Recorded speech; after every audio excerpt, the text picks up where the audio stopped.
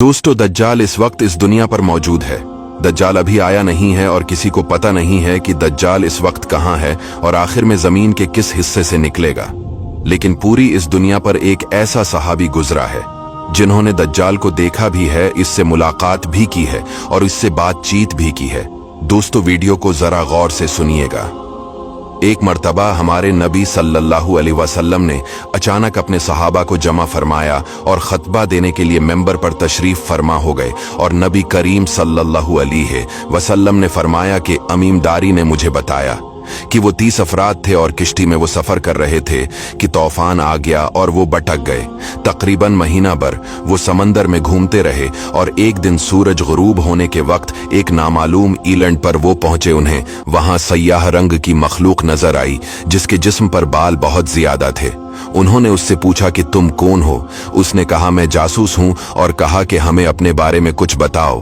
उसने कहा कि ना मैं तुम्हें कुछ बताऊंगा न तुमसे कुछ सुनूंगा। तुम उस बदखाने में जाओ, वहां एक शख्स तुम्हारा बड़ी बेचैनी से तुम्हारा वेट कर रहा है, वही तुम्हें कुछ सुनाएगा भी और बताएगा भी। फिर वो सब अंदर चले गए। वहां एक शख्स सख्ती से जंजीरों में झगड़ा हुआ था। उसने पूछा कि तुम लोग कौन हो और कहां से आए हो? उन्होंने बताया, शाम से आए हैं। उसने पूछा, अरब का क्या हाल है? और एक शख्स वहां पैदा होना था, उसका क्या हाल है? यानी हमारे नबी अलैहिस्सलाम के बारे में पूछा। सहाबा ने बताया कि वो अच्छे हाल में है। पहले तो उनकी मुखालफत हुई, लेकिन अब वो तमाम अरब पर वो गालिब हो गए हैं। ये सुनकर उस शख्स ने 3 चीखें मारी और बोला कि मैं दज्जाल हूं और कहता है अनकरीब में आजाद हो जाऊंगा और जमीन का चप्पा चप्पा में गुमूंगा और इसका कोई हिस्सा नहीं छोड़ूंगा सिवाय मदीना के, क्योंकि मुझे में वहां जाने की ताकत ना होगी।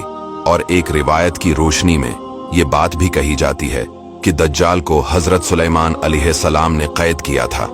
दज्जाल का फितना तारीख में एक बहुत बड़ा खतरनाक फितना है। दज्जाल का जो हलिया बताया गया है वो ये है कि दज्जाल एक जवान मर्द होगा, लंबा कद होगा, एक आंख से काना होगा और एक आंख खून आलूद हो गए। दज्जाल की पेशानी चौड़ी होगी और उसकी पेशानी पर लिखा होगा काफिर, जिसको हर मुसलमान पढ़ेगा और काफिर को नजर ना आएगा। दज्जाल के निकलने से पहले दुनिया बहुत बुरी हालत में होगी। इसके निकलने से पहले 3 साल पहले इस दुनिया में खशक साली फैली होगी।